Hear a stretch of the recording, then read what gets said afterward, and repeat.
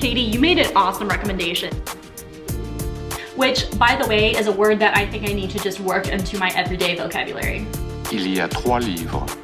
I knew it all along. I adore watching BookTube videos. I think it is so much fun. That's why I started filming a couple of my own. It's just because I spend so much time doing it, and I think it's cool to hear about new books.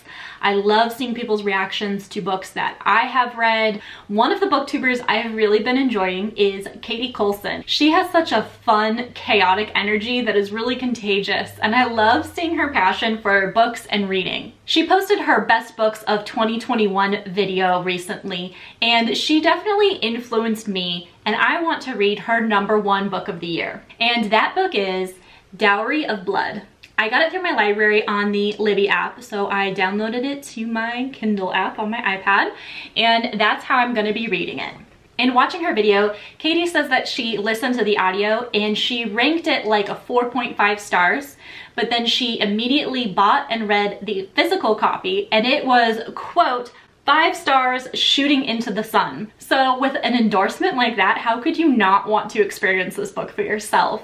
She says that the writing is delectable, which, by the way, is a word that I think I need to just work into my everyday vocabulary.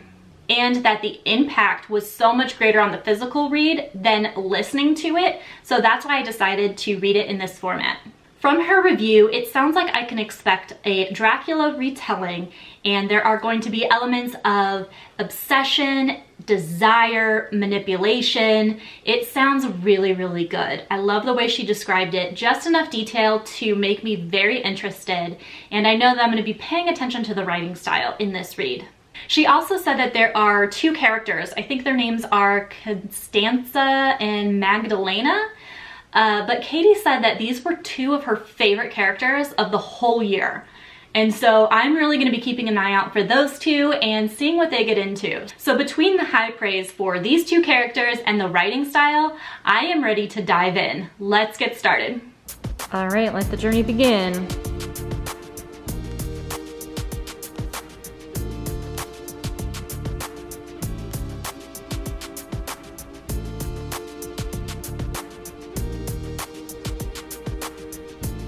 Katie was not kidding when she said this was a short book and would take no time.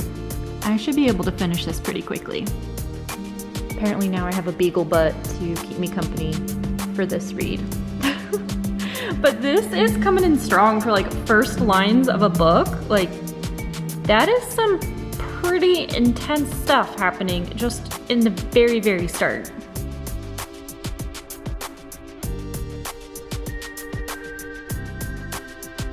The thing is, I did not pick Katie's channel because I agree with her 100% of the time. We can all read the same words on a page, but we will interpret them differently, which is so cool about BookTube and book reviews because you can see other perspectives that you may not have seen on your own. What I love about Katie Colson is her enthusiasm for what she reads, and that is one of the things that really influenced me to try this book. I'll say that even those first few lines were powerful and give me some insight into what I can expect for the writing style. I cannot wait. Merci beaucoup. À bientôt. French first. Duolingo makes a game out of studying, and like this competition, I'm right here at number 12. And I'm in the gold league right now, but like look how close I am to this promotion zone. I need to take these people out. Okay, well maybe not the top 3. I don't think I am that good that I can get that many points, but hey, you never know.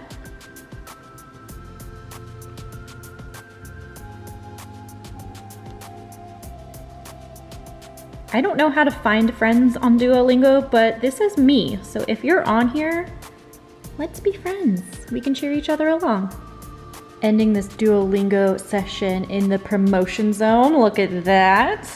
I don't think I will beat Mason right now. I have 1 heart left, so I think that's gonna be enough for Duolingo for the day. I'm gonna switch over to Rosetta Stone for a bit now. Elle a des fleurs rouges. Des fleurs rouges. This one. I knew it all along. Fleurs rouges. 5 livres.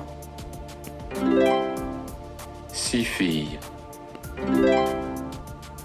Il y a 3 livres. Il y a 6 œufs. Okay, so I have been studying French for a little over 36 minutes. I really need to practice some Spanish, so although I really want to pick up the book right now, first we work, then we play. All right, so I've got my Anki flashcards, a deck of 5,000 most used words, got my good notes so I can write down all the words that I don't get. But what I wanted to ask you guys, isn't this the ugliest freaking blanket that you have ever seen? I think this is so hideous. I can't stand it. Like, it doesn't match anything in my house. Like, my house is gray and white, and so this just stands out. It's like orange. Please comment down below if this is the ugliest blanket that you've ever seen or if you're into it, because I'm having a debate with my boyfriend and I need y'all on my side.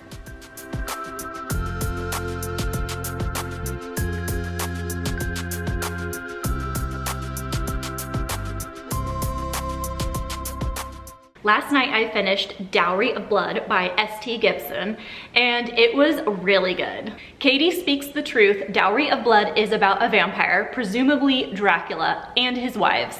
Spoiler alert, our vampire is not a good guy. Also, a correction, I got one of our characters' names wrong. It is not Constanza, it's Constanta. She is our main character, and the story is told through a series of letters that she is writing to her lover vampire. I could tell you more about the plot of Dowry of Blood, but honestly, that's not what's gonna make you pick this up.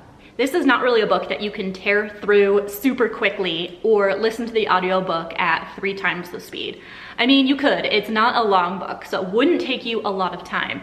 It's just that each and every line is crafted with such extravagant language, you really need to take your time with it to absorb it. I feel like with plot-driven books, it's easy to just rip through the pages super quickly.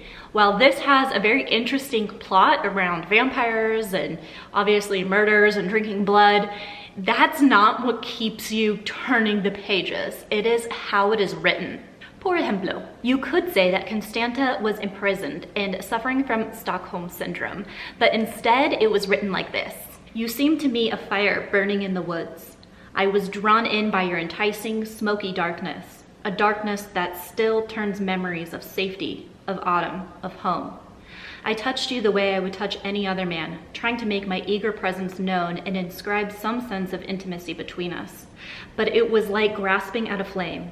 I never penetrated to the burning heart of you, only came away with empty, scorched fingers. Whenever we were apart, you left your essence caught in my hair, in my clothes. I scented the taste of it on the wind. I shivered and ached for it. I could think of nothing but you in the entire time you were gone, until you returned to me. I was happy to spend countless lifetimes chasing the warmth coming off you, even though the haze was clouding my vision. I still wake to the smell of smoke sometimes. That was only made more dramatic by my dog panting and whining in the background. I don't know if you heard that. ST Gibson could have also described a character as being full of life, but instead she chose the word effervescent, which I think is just a stunning word that I also need to add to my vocabulary. You don't hear that word nearly enough. As I'm sure everyone knows, vampires live forever, so our characters live through a lot of different historical periods in time, one of them being a plague. And given our current situation in the world, it was really interesting to see how this was described. Plague drains not only victims, but whole cities of life. It freezes trade, decays parishes, forbids lovemaking, turns child rearing into a dance with death. Most of all, it steals time. Days spent boarded up in houses, sick or clean, pass on a swirl of flat gray. Preach, we all know the feeling of that. Ultimately, I loved this book. The rich language made every page incredible. And now I'm kind of in the mood to read more vampire books. So please drop a comment below if you have any recommendations that I should check out. I am not accepting nominations of Twilight at this time. Katie, you made an awesome recommendation. Thank you so much for inspiring me to pick up this book. If it wasn't for your enthusiasm and passion for what you read and sharing that with all of us, I would have never heard of this book, let alone picked it up and enjoyed it as much as I did. If you've made it to this point in the video, please drop the lion emoji in the comments down below in honor of that horrific blanket. Don't forget to subscribe to the channel so we can be friends, and please check out Katie Colson's channel because you will not regret it. Thanks so much, and I'll see you in the next video. So there I was, editing my video where I had just said, let me know if there's any other vampire recommendations. And look what was just delivered. This is perfect timing. I'd say you can't plan things like this, but I mean, obviously I ordered it, so I kind of planned it. But the timing is just perfect. Honestly, this was not my first cover choice. There was another edition, I think it was like the UK edition, that didn't have like this person on the front. For some reason, I really can't stand when there's like people on the cover of my books.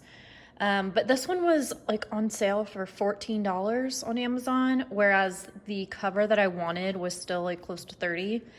And this became available on my Kindle app with my iPad through the library, but I didn't want to read this in ebook format. I think like with longer books, I like the satisfaction of holding it in my hands and knowing how much I've accomplished and how much I have left to go.